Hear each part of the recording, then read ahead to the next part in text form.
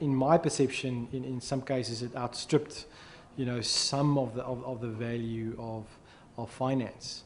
I mean, in essence, finance keep the score after things have happened, where procurement and supply chain creates innovation and they create value for the organization. And I'm sure my finance colleagues may disagree with me.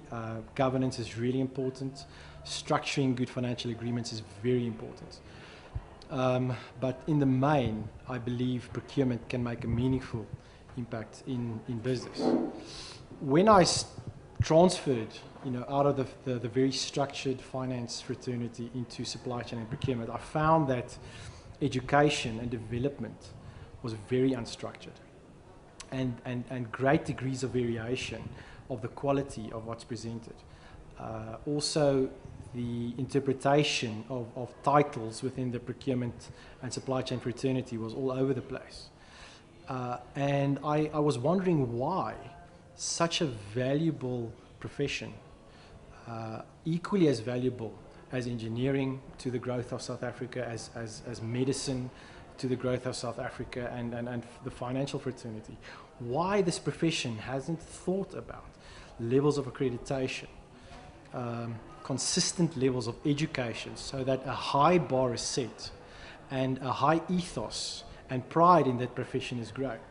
So for a number of years I've thought about a professional body that could mirror the impact of the Medical Council and SAICA, not only in terms of the quality of education, but also regulating professionalism in the industry.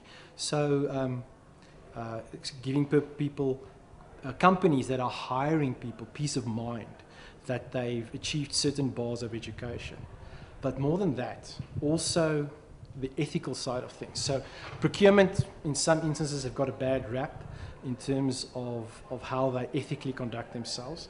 And if there was a professional body that could scrutinize the ethical behavior of the people on the roll, so to speak, and over and above what the courts may say, when someone is suspected of misconduct, conduct and their own professional investigations in terms of ethical or unethical behavior, and if found guilty by his peers outside of a court process, be struck off the roll, so to speak, and hence creates comfort and confidence in companies, private companies, but also in government, that the professionals that they are employing are ethical and highly competent.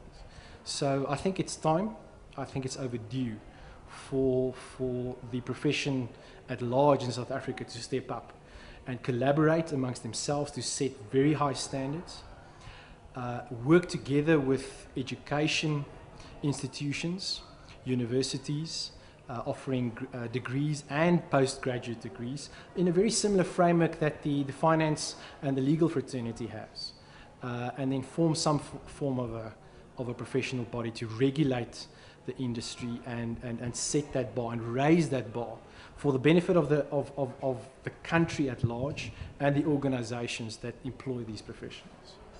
Audio Jungle.